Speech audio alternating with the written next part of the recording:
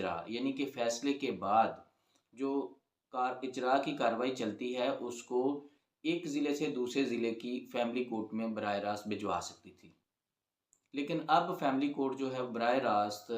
इजरा की कार्रवाई को दूसरे ज़िले की फैमिली कोर्ट में बराह रास्त मुंतकिल नहीं कर सकती।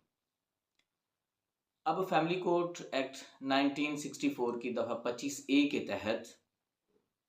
कार्रवाई इजरा को सिर्फ़ और सिर्फ़ हाई कोर्ट के हुक्म के ज़रिए ही जो एक ज़िले से दूसरे ज़िले में मुंतकिल किया जा सकता है या करवाया जा सकता है।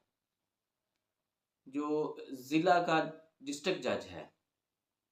डिस्ट्रिक्ट एंड सेशन जज साहब हैं, वो अपने ज़िले की किसी भी फैमिली कोर्ट का जो मैटर है, फैमिली कोर्ट की कार्रवाई इजरा है, वो एक फैमिली कोर्ट से लेकर दूसरी फैमिली कोर्ट को मुंतकिल कर सकती है। यानी कि जो उसके नीचे